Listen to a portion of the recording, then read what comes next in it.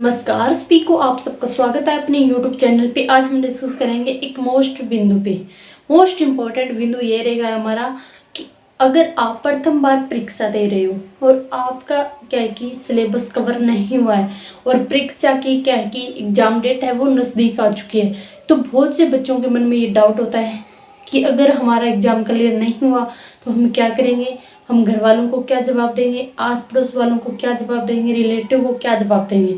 तो ये क्या कि उनके अंदर डर बैठ जाता है और बच्चे क्या कि किसी बहाने से एग्ज़ाम नहीं देते हैं। तो उन सब की समस्याओं को देखते हुए मैंने क्या कि इस बिंदु पे थोड़ा सा डिस्कस करने की कोशिश की।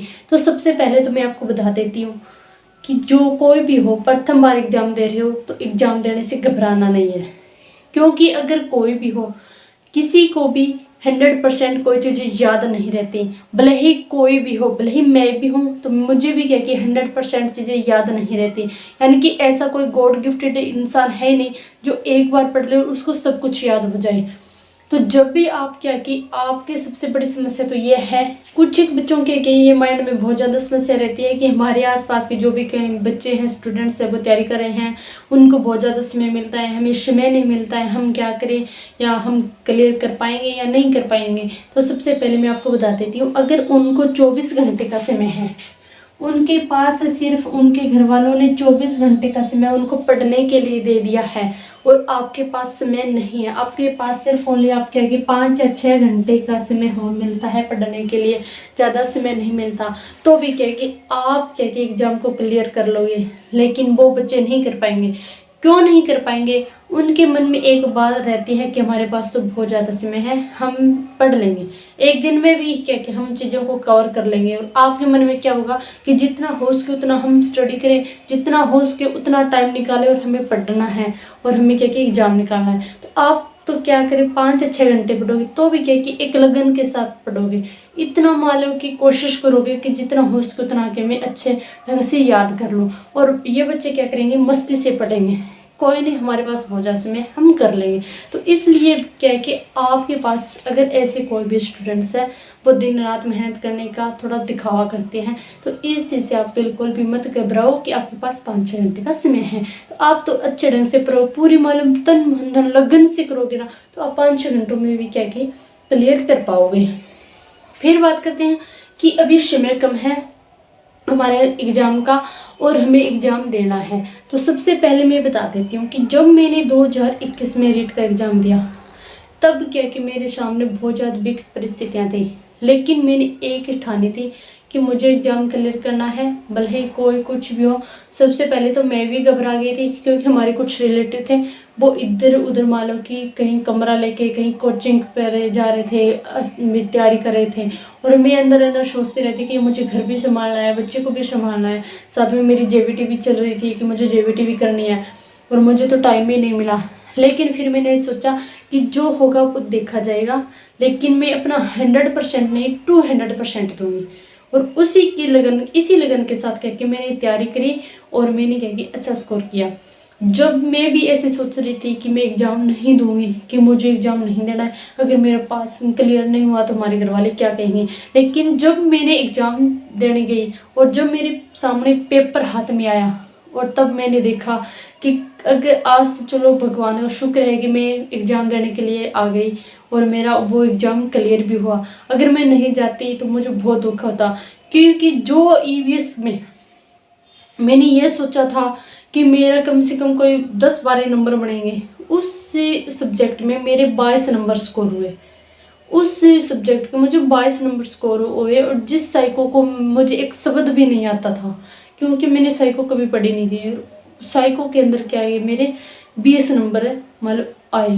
देखो, अगर जो सब्जेक्ट मैंने पहली बार पढ़ा तो भी मैंने स्कोर किया, और हिंदी और संस्कृत और मैथ्स कुल मिला के क्या कि मेरा अच्छा स्कोर हो गया और मेरा एग्जाम क्या है क्लियर हो गया।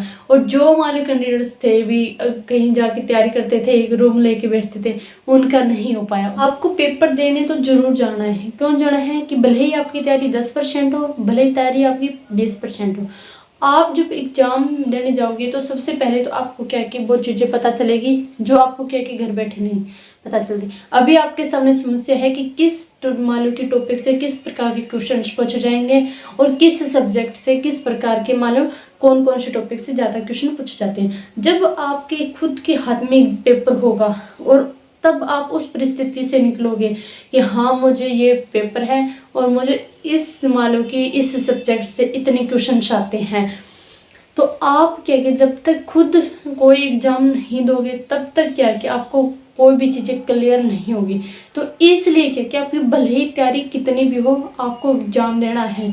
क्योंकि अगर आपने जितना भी पढ़ रखा है, अभी भी समय है, जितना भी आपने पढ़ रखा है उसका हो सके उतना रिवीजन कीजिए, उसके प्रैक्टिस सेट कीजिए, फिर आप एग्ज़ाम देने जाओगे तब आप देखना मेरे हिसाब से क्या कि आपके 90+ नंबर आएंगे। क्योंकि मेरी खुद की इतनी अच्छी तैयारी नहीं थी, मेरे मन में ऐसा था कि मेरी तैयारी नहीं है, लेकिन जब मैं एग्ज़ाम देने गई और मेरे एग्ज़ाम हॉल में जाते ही उसके बाद मेरे पेपर हाथ में आया और मैंने वो पेपर हल किया, तो मेरी क्या कि 100+ नंबर बने।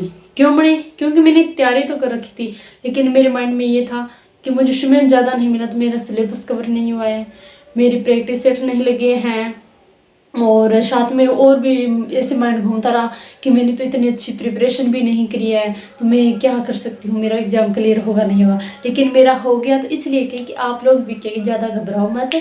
आपको एग्ज़ाम जब आप एग्ज़ाम दोगे तब आपके हाथ में पेपर होगा, तो उसको क्या कि सबसे पहले जो भी पेपर होगा उसको आसानी से पूरे पेपर को एक बार रीड कर देना, जितना हो सके उतना कि अच्छे ढंग से एक एक क्वेश्चन रीड करना। 5 मिनट का या 10 मिनट का समय लगेगा, कोई बात नहीं है। उसके बाद क्या कि आप पेपर हल करने बैठना, और सबसे पहले वो सब्जेक्ट करना जो आपको क्या सबसे ज़्यादा आता हो, और उस सबके बाद क्या कि लास्ट में वो सब्जेक्ट करना जो आपको क्या कि बिल्कुल भी नहीं आता हो। उसका क्या कि 5-10 क्वेश्चन भी आपको आते हो तो वो सब्जेक्ट क्या कि लास्ट में करना।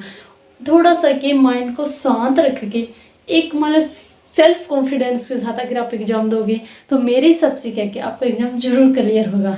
जो चीज़ें आपने पढ़ी है, जो चीज़ें आप अभी रिवीजन करोगे वही आ जाए और आपका एग्ज़ाम क्लियर हो जाए, तब आपके आसपास वालों का एग्ज़ाम क्लियर हो जाए और आप एग्ज़ाम देने ना जाओ, और जब आप उस पेपर को देखोगे तब आप में क्या बनेगी। तो इसलिए क्या कि आपको एग्ज़ाम जरूर देना चाहिए। भले ही सबसे पहले तो क्या कि अगर आपका क्लियर भी नहीं हो पाएगा तो क्या कि आपको लेवल का पता चल जाएगा, फिर क्या कि आपको टॉपिक्स का पता चल जाएगा भी किस टॉपिक से किस प्रकार क्वेश्चन आते हैं। तो इसलिए क्या कि आपको आप अभी क्या कि आपकी 0 से शुरुआत है, लेकिन जब आप नेक्स्ट बार एग्जाम दोगे तब आपकी क्या कि एक अनुभव से शुरुआत होगी। तो इसलिए क्या कि आपको एग्ज़ाम जरूर देना चाहिए। धन्यवाद सभी को। राधा स्वामी।